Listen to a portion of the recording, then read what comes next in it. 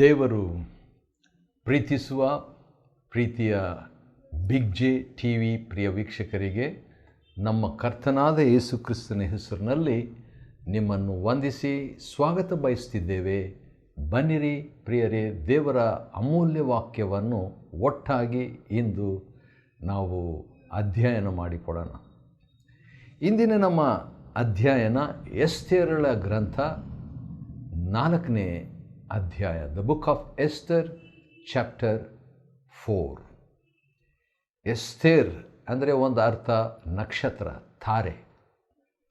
ಹದೇಸ ಎಂಬಂಥ ಆಕೆಯ ಹೆಸರು ಎಸ್ತೇರ್ ಎಂಬುದಾಗಿ ಕೂಡ ಈ ಪುಸ್ತಕದಲ್ಲಿ ನಾವು ನೋಡ್ತೇವೆ. ಹದೇಸ ಅಂತ ಹೇಳಿದರೆ ಅದು ಸುಗಂಧದ ಮರ, ಮಿರ್ಟಲ್ ಮರ ಎಂಬ ಹೆಸರು. ಅದು ಬಿಳಿ ಹೂವು ಕೊಡುವಂಥ ಒಂದು ಮರ. ಈಗ ಆಕೆಯು ಒಂದು ಸುಗಂಧವನ್ನು ಈಗ ದೇವರ ಒಂದು ನಡೆಸುವಿಕೆಯ ಪ್ರಕಾರವಾಗಿ ಅರಸನ ಮೆಚ್ಚುಗೆಯನ್ನು ಪಡ್ಕೊಂಡವಳಾಗಿ ರಾಣಿ ಆಗಿಬಿಡ್ತಾಳೆ. ಎಷ್ಟೋ ಜನರು ಇದ್ದರು, ಆದರೆ ದೇವರು ಇಂದು ಆಕೆಯಗೆ ದೇವರ ಒಂದು ಮೆಚ್ಚುಗೆ ಲಭ್ಯವಾದದ್ದರಿಂದ ಅರಸನ ಪ್ರೀತಿಗೆ ಪಾತ್ರಳಾಗಿ ಅರಸನ ಆಕೆಗೆ ಮುಕುಟವನ್ನು ಇಟ್ಟು ಈಗ ರಾಣಿ ಆಗಿಬಿಟ್ಟಿದ್ದಾಳೆ. ಅಂಥ ಸಂದರ್ಭದಲ್ಲಿ ಒಂದು ವಿಷಾದಕರವಾದಂಥ ಒಂದು ಘಟನೆ 3ನೇ ಅಧ್ಯಾಯದಲ್ಲಿ ನಡೀತದೆ. ಅದೇನಂತ ಹೇಳಿದರೆ, ಅರಸನು ಹಾಮಾನನನ್ನು ಈಗ ಪ್ರಮೋಷನ್ ಕೊಟ್ಟು ಅವನನ್ನು ಈಗ ಮುಖ್ಯವಾದಂಥ ಒಂದು ಪೊಸಿಷನ್ನಲ್ಲಿ ಅಧಿಕಾರದಲ್ಲಿ ಇಟ್ಟಿರ್ತಾನೆ. ಅಂಥ ಸಂದರ್ಭದಲ್ಲಿ ಹಾಮಾನನನ್ನು ನೋಡಿದಂಥವರು ಎಲ್ಲರೂ ಕೂಡ ಅವನಿಗೆ ಸಾಷ್ಟಾಂಗ ನಮಸ್ಕಾರ ಮಾಡ್ತಾರೆ. ಆದರೆ ಒಬ್ಬ ವ್ಯಕ್ತಿ ಬಿಟ್ಟು ಅಂತ ನೋಡ್ತೇವೆ. ಅದು ಯಾರಂದರೆ ಮೊರ್ದೆಕಾಯ್. ಹೌದು, ಮೊರ್ದೆಕಾಯ್ ಯಹೂದಿ ಆದ ಕಾರಣ ಅಂಥ ಒಂದು ಪ್ರಾಕ್ಟೀಸ್ ಅವನಿಗೆ ಇರೋದಿಲ್ಲ, ಅಂಥ ಒಂದು ಅಭ್ಯಾಸನೂ ಅವನಿಗಿಲ್ಲ. ಯಾರಿಗೂ ಸಾಷ್ಟಾಂಗ ಮನುಷ್ಯನಿಗೆ ನಮಸ್ಕಾರ ಮಾಡುವಂಥದ್ದು ಯಹೂದ್ಯರಲ್ಲಿ ದೇವರಿಗೆ ಅಷ್ಟೇ ಅಡ್ಡ ಬೀಳುವಂಥ ಒಂದು ಅಭ್ಯಾಸ. ಯಾರಿಗೂ ಅಡ್ಡ ಬೀಳಬಾರ್ದು ಎಂಬಂಥ ದಶಾಜ್ಞೆ ಕೂಡ ಅವನಿಗೆ ಗೊತ್ತಿತ್ತು. ಬಹುಶಃ ಆದ್ದರಿಂದ ಅವನು ಅಂಥ ಒಂದು ಪ್ರಾಕ್ಟೀಸ್ ಮಾಡಿಕೊಂಡಿದ್ದನೇನು.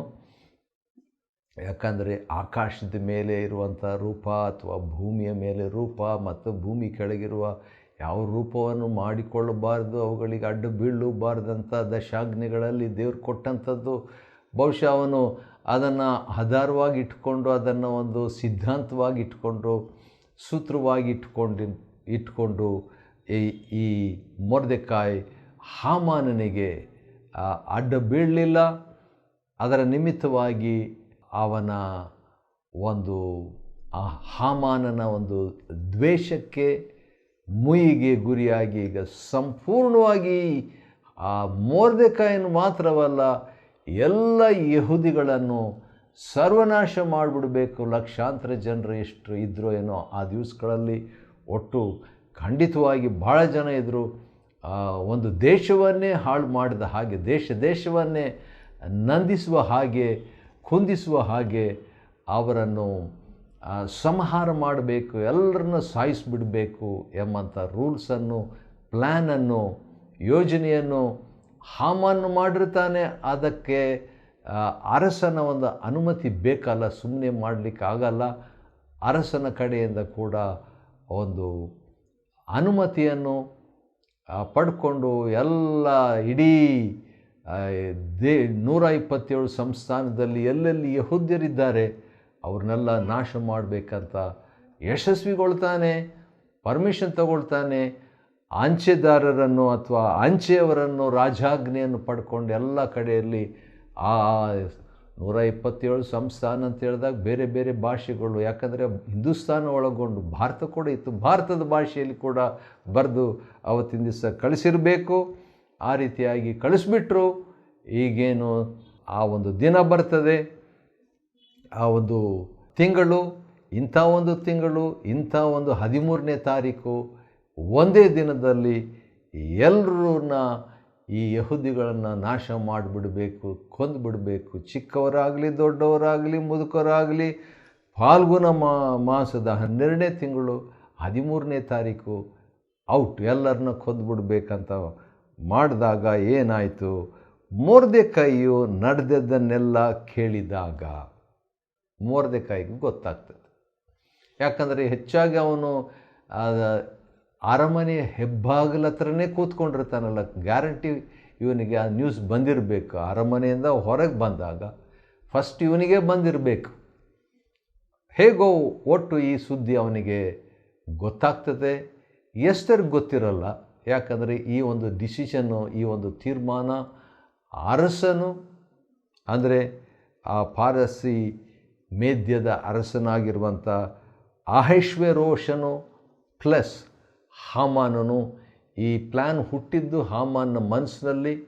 ಅದನ್ನು ಅರಸನಿಗೆ ಹೇಳಿಬಿಟ್ಟು ಅರಸನನ್ನು ಒಪ್ಪಿಸಿಬಿಟ್ಟು ಈಗ ರೂಲ್ಸ್ ತಕ್ಕೊಂಡು 127 ಸಂಸ್ಥಾನಗಳಿಗೆ ಅದನ್ನು ನ್ಯೂಸ್ ತಗೊಂಡು ಹೋಗ್ತಾ ಇದ್ದಾಗ, ರಾಜಾಜ್ಞೆ ತಗೊಂಡು ಹೋಗ್ತಿದ್ದಾಗ, ಇಂಥ ಡೇಟ್ನಲ್ಲಿ ಎಲ್ಲರೂ ಸಾಯಬೇಕು, ಕೊಂದುಬಿಡಬೇಕು ಯಹೂದ್ಯರನ್ನು ಅಂತ ಹೇಳಿದಾಗ, ಮೊರ್ದೆಕೈ ನಡೆದದನ್ನೆಲ್ಲ ಕೇಳಿದಾಗ ತನ್ನ ಬಟ್ಟೆಗಳನ್ನು ಹರ್ಕೊಂಡು ಗೋಣಿತಟ್ಟನ್ನು ಕಟ್ಟಿಕೊಂಡು ಬೂದಿಯನ್ನು ಹಾಕಿಕೊಂಡು, ಇದು ಹಳೆ ಒಡಂಬಡಿಕೆಯಲ್ಲಿ ಯಹೂದಿಗಳು ಪಾಲಿಸ್ತಾ ತಮ್ಮ ದುಃಖವನ್ನು ಪಶ್ಚಾತ್ತಾಪವನ್ನು ವ್ಯಕ್ತಪಡಿಸುವಂಥ ಒಂದು ರೀತಿ ಇದು. ಗೋಣಿತಟ್ಟು ಕಟ್ಟಿಕೊಂಡು ಬೂದಿಯನ್ನು ತಲೆ ಮೇಲೆ ಹಾಕಿಕೊಂಡು ಪಟ್ಟಣದ ಮಧ್ಯದಲ್ಲಿ ಹೋಗುತ್ತಾ, ಶೂಷನ್ ಎಂಬ ಪಟ್ಟಣದ, ಪಾರಸಿಯರ ಪಟ್ಟಣ ಇದು, ಶೂಷನ್ ಪಟ್ಟಣದಲ್ಲಿ ಆ ರೀತಿಯಾಗಿ ವಿಚಿತ್ರವಾದಂಥ ಒಬ್ಬ ವ್ಯಕ್ತಿ ಗೋಣಿತಟ್ಟು ಇಷ್ಟು ಕಾಲ ಅರಮನೆಯ ಹೆಬ್ಬಾಗಿನಲ್ಲಿ ಕೂತಿದ್ದವನು ಈಗ ತನ್ನ ಗೋಣಿತಟ್ಟು ಹೊಸ ಡ್ರೆಸ್ ಹಾಕ್ಕೊಂಡ್ಬಿಟ್ಟಿದ್ದಾನೆ. ಭಾಳ ವಿಚಿತ್ರವಾದಂಥದ್ದು. ಗೋಣಿತಟ್ಟು ಬೂದಿ ಮೇಲೆ ಹಾಕ್ಕೊಂಡು ಪಟ್ಟಣದ ಮಧ್ಯದಲ್ಲಿ ತಿರುಗಾಡ್ತಾ ಇದ್ದಾನೆ. ಆ ರೀತಿಯಾಗಿ ಮಧ್ಯದಲ್ಲಿ ಹೋಗುತ್ತಾ ದುಃಖಾತಿಶಯದಿಂದ ಗೋಳಾಡಿ ಹತ್ಕೊಂಡು ಕಡೆಗೆ ಎಲ್ಲಿ ಬರ್ತಾನೆ, ಅರಮನೆಯ ಹೆಬ್ಬಾಗಿಲಿನ ಮುಂದೆ ಬಂದನು. ಅವನ ಪರ್ಮನೆಂಟ್ ಪ್ಲೇಸ್ ಅದು, ಅರಮನೆಯ ಹೆಬ್ಬಾಗಿಲಿನ ಹತ್ರ ಬಂದಿರೋದು. ಈ ರೀತಿಯಾಗಿ ಬಂದಿದ್ದಾನೆ ಎಂಬುದಾಗಿ ನ್ಯೂಸ್ ಗೊತ್ತಾದಾಗ, ಯಾಕಂದರೆ ಅರಮನೆಯ ಒಳಗೆ ಒಳ್ಳೆ ಡ್ರೆಸ್ ಹಾಕ್ಕೊಂಡು ಹೋಗೋರಿಗೆ ಅರಮನೆಗೆ ಪರ್ಮಿಷನ್ ಇಲ್ಲ, ಅಂಥದ್ರಲ್ಲಿ ಗೋಣಿತಟ್ಟು ಕಟ್ಕೊಂಡು ಬೂದಿ ಎಲ್ಲ ಹಾಕ್ಕೊಂಡಂಥವ್ರಿಗೆ ಅರಮನೆಯಲ್ಲಿ ಹೇಗೆ ಒಳಗೆ ಬಿಡ್ತಾರೆ? ಯಾವ್ಯಾವ ಸಂಸ್ಥಾನಗಳಲ್ಲಿ ಅರಸನ ಆಜ್ಞೆಯು ನಿರ್ಣಯವು ಪ್ರಕಟವಾದದ್ದೆಲ್ಲವೂ ಅಲ್ಲೆಲ್ಲ ಯಹೂದ್ಯರೊಳಗೆ ಮಹಾದುಃಖವು, ಉಪವಾಸ, ರೋದನ, ಪ್ರಲಾಪ ಉಂಟಾಯಿತು. ಈ ನ್ಯೂಸ್ ಕೇಳಿದಾಗ ಇವರು ಕೂಡ ಏನು ಮಾಡ್ತಾರೆ, ಯಹೂದ್ಯರು ಅನೇಕರು ಗೋಣಿತಟ್ಟನ್ನು ಹಾಸಿ ಬೂದಿ ಹಾಕ್ಕೊಂಡು ಅದರ ಮೇಲೆ ಕೂತ್ಕೊಂಡ್ಬಿಡ್ತಾರೆ. ಅಲ್ಲಲ್ಲಿ ಉಪವಾಸ. ಎಸ್ತೇರಳ ಸೇವಿಕೆಯರು, ಕಂಚುಕಿಗಳು ರಾಣಿಯಾದ ಆಕೆಯ ಬಳಿಗೆ ಬಂದು ಅದನ್ನೆಲ್ಲ ತಿಳಿಸ್ತಾರೆ. ನೋಡ್ರಿ, ಹಿಂಗಾಯ್ತು ವಿಷಯ ಅಂತ ಹೇಳ್ಬಿಟ್ಟು ಆಕೆ ಬಹಳವಾಗಿ ಕಳವಳಗೊಂಡು ಮೊರ್ದೆಕೈಗೆ ವಸ್ತ್ರಗಳನ್ನು ಕಳಿಸಿ ಗೋಣಿತಟ್ಟನ್ನು ತೆಗೆದುಬಿಟ್ಟು ಈ ಹೊಸ ರಾಜತನದ ಒಂದು ಒಳ್ಳೆ ಡ್ರೆಸ್ಸು ಹಾಕ್ಕೊಂಡು ಬಾ ಅಂತ ಹೇಳಿ ಕಳಿಸ್ತಾಳೆ. ಆದರೆ 4ನೇ ವಚನ, ಆದರೆ ಅವುಗಳನ್ನು ಸ್ವೀಕರಿಸಲಿಲ್ಲ. ಯಾಕಂದರೆ ದುಃಖ ಇದ್ದಂಥವರು ಡ್ರೆಸ್ ಚೇಂಜ್ ಮಾಡಲ್ಲ. ಅದು ಆ ದುಃಖಕ್ಕೆ ಬದಲು ಸಂತೋಷ ಬಂದಾಗಲೇ ಡ್ರೆಸ್ ಚೇಂಜ್ ಮಾಡೋದು. ಯಹೂದ್ಯರಲ್ಲಿ ಅಂಥ ಒಂದು ಪ್ರಾಕ್ಟೀಸ್ ಇತ್ತು. ಆದ ಕಾರಣ ಮೊರ್ದೆಕೈ ಕೂಡ ಆ ರೀತಿಯಾಗಿ ಅವುಗಳನ್ನು ಸ್ವೀಕರಿಸಲಿಲ್ಲ. ಆಗ ಆಕೆ ಅರಸನಿಂದ ತನ್ನ ಸೇವೆಗೋಸ್ಕರ ನೇಮಿಸಲ್ಪಟ್ಟ ಹತಾಕನೆಂಬ ರಾಜಕಂಚಕಿಯನ್ನು ಕರೆಸಿ, ನೀನು ಮೊರ್ದೆಕೈ ಬಳಿಗೆ ಹೋಗಿ ಯಾಕೆ ಹಿಂಗೆ ಮಾಡ್ತಾ ಇದ್ದಿ ನೀನು ಎಂದು ವಿಚಾರಿಸಿಕೊಂಡು ಬಾ ಎಂದು ಕಳಿಸ್ತಾಳೆ. ಹತಾಕನ ಅರಮನೆಯ ಬಾಗಿಲ ಮುಂದೆ ಪಟ್ಟಣದ ಬಯಲಿಗೆ ಮೊರ್ದೆಕೈ ಹತ್ತಿರ ಹೋದಾಗ, ಮೊರ್ದೆಕೈ ತನಗೆ ಸಂಭವಿಸಿದ್ದನ್ನೆಲ್ಲ, ಹಾಮಾನ್ ಪ್ಲ್ಯಾನ್ ಮಾಡಿದ್ದೆಲ್ಲ ಎಕ್ಸ್ಪ್ಲೇನ್ ಮಾಡ್ತಾನೆ, ವಿವರಿಸ್ತಾನೆ. ಎಲ್ಲ ಯಹೂದ್ಯರನ್ನು ನಾಶ ಮಾಡಲು ಈ ರೀತಿಯಾಗಿ ಒಂದು ಪ್ಲ್ಯಾನ್ ಆಗೋಗ್ಬಿಟ್ಟಿದೆ. ಅವೆಲ್ಲ ಈಗಾಗಲೇ ಅಂಚೆ ಎಲ್ಲ ಕಳಿಸ್ಬಿಟ್ಟಿದೆ, ರಾಜಾಜ್ಞೆ ಹೊರಟುಬಿಟ್ಟಿದೆ. ಆದರೆ ಎಸ್ತರು ಅರಮನೆಯಲ್ಲಿದ್ದಾಳೆ, ಆಕೆಗೆ ಗೊತ್ತಿರೋದಿಲ್ಲ ಇದು. ಆದರೆ ಮೊರ್ದೆಕೈ ಈ ರೀತಿಯಾಗಿ ಬಿಹೇವ್ ಮಾಡ್ತಾ ಇದ್ದಾನೆ, ಬೂದಿ ಹಾಕ್ಕೊಂಡು ಗೋಣಿತಟ್ಟು, ಅದು ಬಂದು ಗೊತ್ತಾಯ್ತು. ಇದು ಶಾಕ್ ಆಯ್ತು ಇವಳಿಗೆ. ಏನಿದು ಚೆನ್ನಾಗಿದ್ನಲ್ಲ, ಈಗ ಈ ರೀತಿಯಾಗಿ ಆಗಿದ್ದಕ್ಕೆ ಈಕೆ ಯಹೂದಿ ಆದದರಿಂದ ಸ್ವಲ್ಪ ಆಕೆ ಕ್ಲೂ ಸಿಕ್ತು, ಏನೋ ಒಂದು ಶಾಕಿಂಗ್ ನ್ಯೂಸ್ ಇರಬೇಕು. ಯಾಕಂದರೆ ಯಹೂದ್ಯರಲ್ಲಿ ಆ ರೀತಿಯಾಗಿ ಮಹಾ ದುಃಖ ಉಂಟಾದಾಗ ಆ ರೀತಿಯಾಗಿ ಆಗಬೇಕಲ್ಲ, ಆ ರೀತಿಯಾಗಿ ಏನೋ ಆಗಿದೆ ಅಂತ ಹೇಳ್ಬಿಟ್ಟು ಇವಳು ಕೂಡ ಕಳವಳಗೊಂಡು, ಆಕೆಗೆ ಫುಲ್ ನ್ಯೂಸ್ ಗೊತ್ತಿಲ್ಲ. ಒಳಗೆ ಬಾ ಅಂತ ಹೇಳಿದ್ರು ಒಳಗೆ ಬರಲಿಕ್ಕೆ ಇವನಿಗೆ ಇಲ್ಲ, ಡ್ರೆಸ್ ಚೇಂಜ್ ಮಾಡ್ಕೊಂಡು ಬಾ ಅಂತ ಹೇಳಿದ್ರು ಬರ್ತಾ ಇಲ್ಲ. ಅಂತಹ ಸಂದರ್ಭದಲ್ಲಿ ಈಕೆ ಏನು ಮಾಡ್ತಾಳೆ, ಒಬ್ಬ ಹತಾಕನೆಂಬಂಥ ಒಬ್ಬ ರಾಜ ಪ್ರತಿನಿಧಿಯನ್ನು ಕಂಚಿಕೆಯನ್ನು ಕಳಿಸಿದಾಗ ಅವನು ಬಂದು ಹಾಮಾನ್ ಏನೆಲ್ಲ ಪ್ಲ್ಯಾನ್ ಮಾಡಿ ಯಹೂದ್ಯರನ್ನೆಲ್ಲ ಇಂಥ ಒಂದೇ ದಿನದಲ್ಲಿ ಮುದುಕರಾಗಲಿ ದೊಡ್ಡವರಾಗಲಿ ಚಿಕ್ಕವರಾಗಲಿ ಹೆಂಗಸರಾಗಲಿ ಎಲ್ಲರನ್ನ ಸರ್ವನಾಶ ಮಾಡಬೇಕಂತಿದ್ದಾನೆ, ಪ್ಲ್ಯಾನ್ ಮಾಡಿಬಿಟ್ಟಿದ್ದಾನೆ ಎಂಬುದಾಗಿ ಈ ನ್ಯೂಸು ಮೊರ್ದೆಕಾಯಿ ಹತಾಕನಿಗೆ ಹೇಳಿದಾಗ ಹತಾಕನು ಅದನ್ನು ತಕ್ಕೊಂಡು ಎಸ್ತೇರಳಿಗೆ ಬಂದು ವಿವರಿಸ್ತಾನೆ. ಮತ್ತು ಆಕೆ ಒಂದು ವೇಳೆ ಈ ನ್ಯೂಸ್ ತಕ್ಕೊಂಡು ಅರಸನ ಬಳಿಗೆ ಹೋಗ್ಬಿಟ್ಟು ಅವನು ಕೃಪೆ ತೋರಿಸುವಂತೆ ಅವನ ಸನ್ನಿಧಿಯಲ್ಲಿ ತನ್ನ ಜನರಿಗೋಸ್ಕರವಾಗಿ ಭಿನ್ನಹ ಮಾಡಲಿ ಅಂತ ಹೇಳಿ ಕಳಿಸ್ತಾನೆ ರೀ. ಹತಾಕನ 9ನೇ ವಚನ ಹಿಂದಿರುಗಿ ಬಂದು ಎಸ್ತೇರಳಿಗೆ ಬಂದು ಈ ನ್ಯೂಸ್ ಹೇಳಿದಾಗ ಎಸ್ತೇರಳು ಅವನನ್ನು ತಿರುಗಿ ಮೊರ್ದೆಕೈ ಹತ್ತಿರ ಕಳಿಸಿ ಅರಸನ್ನು ಕರೆಸಿದರೆ ಈಗ ಏನಾಗ್ತದೆ ಅಂತ ಹೇಳಿದ್ರೆ, ನೀನು ಹೋಗಿ ರಾಜನ ಹತ್ರ ಮಾತಾಡ ಅಂತ ಹೇಳ್ಬಿಟ್ಟು ಮೊರ್ದೆಕೈ ಎಸ್ತೇರಳಿಗೆ ಹೇಳ್ತಾನೆ. ಎಸ್ತೇರಳು ಮತ್ತೆ ಈಗ ನ್ಯೂಸು ಮೊರ್ದೆಕೈಗೆ ಹೇಳ್ತಾಳೆ. ಯಾಕಂದರೆ ರಾಜನ ಹತ್ರ ಪರ್ಮಿಷನ್ ಇಲ್ಲದೆ ಹೋಗಬಾರ್ದು, ರಾಣಿ ಕೂಡ ಹೋಗುವ ಹಾಗಿಲ್ಲ. ಪರ್ಮಿಷನ್ ಇಲ್ಲದೆ ಬಂದುಬಿಟ್ರೆ ಆಗಿನ ಕಾಲದಲ್ಲಿ ಈ ಪಾರಸಿಯರ ಒಂದು ಪದ್ಧತಿ ನಿಯಮ ಏನಾಗಿತ್ತು, ರಾಜದಂಡವನ್ನು ಹೀಗೆ ತೋರಿಸ್ಬೇಕು, ರಾಜನ ತೋರಿಸ್ತಾನೆ. ತೋರಿಸಿದಾಗ ಆಕೆ ಒಳಗೆ ಬರಬೇಕು. ಬಂದು ಅವನು ಪರ್ಮಿಷನ್ ಇಲ್ಲದೆ, ಒಂದು ವೇಳೆ ಅನುಮತಿ ಇಲ್ಲದೆ ಯಾರಾದರೂ ಬಂದುಬಿಟ್ರೆ ಅವರಿಗೆ ಮರಣದಂಡನೆ. ರಾಣಿನೇ ಬಂದರೂ ಕೂಡ ರಾಣಿ ಕೂಡ ಮರಣದಂಡನೆ, ಅನುಮತಿ ಇಲ್ಲದೆ ಬಂದುಬಿಟ್ರೆ. ಯಾಕಂದರೆ ಅರಸನು ಸ್ವೀಕಾರ ಮಾಡಿದರೆ ರಾಜದಂಡವನ್ನು ಅವನು ತೋರಿಸಿ ಅದನ್ನು ಮುಟ್ಟಿ ಒಂದು ವೇಳೆ ಬಾ ಅಂಥೇಳಿ ಅವನು ಮೂಡು ಒಂದು ವೇಳೆ ಒಳ್ಳೆಯದಾಗಿದ್ದರೆ ಸರಿ, ಇಲ್ಲ ಅಂತೇಳಿದ್ರೆ ಅದು ಒಂದು ಎಲ್ಲರಿಗೂ ಗೊತ್ತಿರುವಂಥ ಒಂದು ವಿಷಯ. ಅರಸನು ಕರೆಸಿದರೆ ಹೊರತು ಅವನ ಬಳಿಗೆ ಒಳಗನ ಪ್ರಕಾರಕ್ಕೆ ಹೋಗುವವರು ಮರಣದಂಡನೆಗೆ ಪಾತ್ರರಾಗುವರು ಎಂಬ ಒಂದೇ ನಿಯಮ ಎಲ್ಲ ಸ್ತ್ರೀ ಪುರುಷರಿಗೆ ಉಂಟು.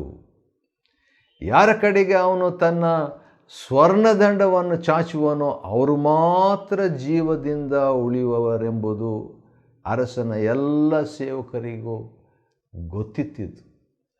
ಒಂದು ವೇಳೆ ಅವನು ಆ ಬಂಗಾರದ ಒಂದು ದಂಡವನ್ನು ಈ ಕಡೆ ಚಾಚ್ತಾನೆ, ಅಂಥವರು ಉಳ್ಕೋಬೋದು. ಆ ನ್ಯೂಸ್ ಬಂದು ಈಗ ಮತ್ತೆ ಮೊರ್ದೆಕೈಗೆ ಬರ್ತದೆ. ಮೊರ್ದೆಕೈ ಮತ್ತೆ ಏನು ಹೇಳ್ತಾನೆ, ಈಗ ನಾವೆಲ್ಲ ನಾಶವಾಗಿಬಿಟ್ಟು ನಾನೊಬ್ಬಳು ಅರಮನೆಯಲ್ಲಿರುವವರಿಂದ ಉಳಿವೆನು ಎಂದು ನೀನು ತಿಳ್ಕೋಬೇಡ. ಈ ಯಹೂದಿಗಳೆಲ್ಲ ನಾಶ ಆಗಿಬಿಟ್ಟ ಮೇಲೆ ಎಸ್ತೇರ್ ಮಾತ್ರ ಅರಮನೆಯಲ್ಲಿ ಉಳ್ಕೊಳ್ಳಿಕ್ಕಾಗಲ್ಲ. ಯಾಕಂದರೆ ಎಸ್ತೇರ್ ಕೂಡ ಯಹೂದಿ ಅಂತ ಗೊತ್ತಾದ ಮೇಲೆ ಅವಳು ಸಾಯಬೇಕು. ಆದ ಕಾರಣ ನೀನು ಈಗ ಸುಮ್ಮನೆ ಇದ್ದು ಬಿಟ್ಟುಬಿಟ್ರೆ ಬೇರೆ ಕಡೆಯಿಂದ ಯಹೂದರಿಗೆ ಹೆಂಗಾದರೂ ಸಹಾಯ ಬರ್ತದೆ. ನೋಡ್ರಿ, ಇದು ಮೊರ್ದೆಕೈಗೆ ಒಂದು ವಿಶ್ವಾಸವಿತ್ತು.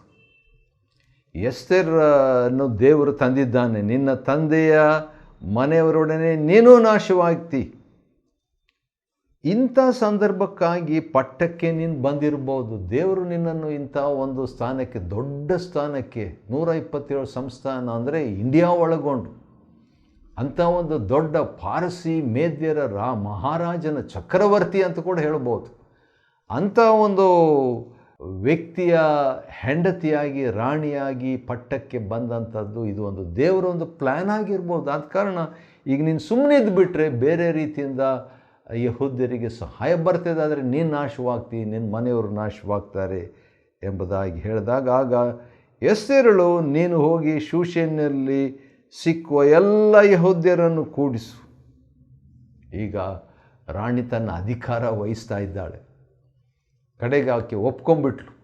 ಆದರೆ ಇವನಿಗೆ ಆ ಮೊರ್ದೆಕೈಗೆ ಏನು ಹೇಳ್ತಾಳೆ, ನೀನು ಹೋಗಿ ಶೂಷನ್ನಲ್ಲಿ ಸಿಕ್ಕುವಂಥ ಎಲ್ಲ ಯಹೂದ್ಯರನ್ನು ಕೂಡಿಸು, ನೀವೆಲ್ಲರೂ 3 ದಿನ ಹಗಲು ರಾತ್ರಿ ಅನ್ನಪಾನಗಳನ್ನು ಬಿಟ್ಟು ನನಗೋಸ್ಕರ ಉಪವಾಸ ಮಾಡಿರಿ. ಭಾಳ ಒಳ್ಳೆ ಮಾತು, ದೊಡ್ಡ ಮಾತು ಕೂಡ. 1 ದಿನ ಅಲ್ಲ, 2 ದಿನ ಅಲ್ಲ, 3 ದಿವಸ ನನಗೋಸ್ಕರವಾಗಿ ಉಪವಾಸ ಮಾಡಿರಿ. ಉಪವಾಸದೊಂದಿಗೆ ಪ್ರಾರ್ಥನೆ ಕೂಡ ಒಳಪಟ್ಟಿತ್ತು. ಫಾಸ್ಟಿಂಗ್ ಪ್ರೇಯರ್ ನನಗೋಸ್ಕರವಾಗಿ ಮಾಡಿರಿ. ಅದರಂತೆ ನಾನು ನನ್ನ ಸೇವಕಿಯರೊಡನೆ ಉಪವಾಸದಿಂದಿರುವೆನು. ಪ್ರೇಯರ್ ಎಂಬುದು ಇಲ್ಲಿ ಬಂದಿಲ್ಲ, ಆದರೂ ಕೂಡ ದೇವರ ಸನ್ನಿಧಾನದಲ್ಲಿ ಕಾದಿರೋದು ಕೂಡ ಪ್ರಾರ್ಥನೆಯೇ. Waiting is also praying. ದೇವರ ಸನ್ನಿಧಾನದಲ್ಲಿ ಅವರು ಕಾದಿದ್ರು. 3 ದಿವಸ ಆದಮೇಲೆ ನಾನು, ಎಸ್ತರ್ ಹೇಳೋದು ಮೊರ್ದೆಕೈಗೆ, ನಾನು ವಿಧಿ ಮೀರಿ, ರೂಲ್ಸ್ ಇದೆ, ಯಾರು ಕೂಡ ಅರಸನ ಕರೆಯದೇ ಹೋಗಬಾರ್ದಂತ, ನಾನು ಹೋಗ್ತೀನಿ, ಅರಸನ ಬಳಿಗೆ ಹೋಗುವೆನು, ಸತ್ತರೆ ಸಾಯುವೆನು, ಸತ್ತರೆ ಸಾಯ್ತೇನೆ ಎಂದು ಮೊರ್ದೆಕೈಗೆ ಮರಳಿ ಹೇಳಿ ಕಳಿಸ್ತಾಳೆ. ಮೊರ್ದೆಕೈಯು ಹಿಂದಿರುಗಿ ಹೋಗಿ ಎಸ್ತೇರಳು ಹೇಳಿದಂತೆಯೇ ಮಾಡಿದನು. ಇದುವರೆಗೆ ಏನಾಗ್ತಿತ್ತು, ಮೊರ್ದೆಕೈ ಹೇಳಿದಂಥದ್ದನ್ನು ಎಸ್ತೇರ್ ಮಾಡ್ತಿದ್ಲು. ಈಗ ಎಸ್ತೇರ್ ಬಂದು 3 ದಿವಸ ನೀವೆಲ್ಲರೂ ಕೂಡ ಯಹೂದಿಗಳು, ಇಲ್ಲಿರುವಂಥ ಯಹೂದಿಗಳು ಅಂದರೆ ಶೂಷನ್ ಪಟ್ಟಣದಲ್ಲಿ ನೀವೆಲ್ಲರೂ ಫಾಸ್ಟಿಂಗ್ ಮಾಡಿರಿ, ದೇವ್ರ ಸನ್ನಿಧಾನ ಕಾದಿರ್ರಿ. ಅದಾದ ನಂತರ 3 ದಿವಸ ಆದಮೇಲೆ ನನ್ನ ಅರಸನ ಬಳಿಗೆ ನಾನು ಹೋಗ್ತೇನೆ. ಅದಕ್ಕೆ ಮರಣದಂಡನೆ ಆದರೂ ಆಗ್ತದೆ, ಇಲ್ಲಾಂದರೆ ಅರಸನು ತನ್ನ ಸ್ವರ್ಣದಂಡವನ್ನು ಕಾದು ಉಳಿಸುವಂಥದ್ದಾದರೂ ಆಗ್ತದೆ. ಏನಾದರೂ ಆಗಲಿ, ರೆಡಿ ಅಂತ ಹೇಳ್ಬಿಟ್ಟು ತೀರ್ಮಾನ ಮಾಡ್ತಾರೆ. ಮುಂದೆ ಏನಾಯಿತು, ಭಾಳ ಆಶ್ಚರ್ಯ.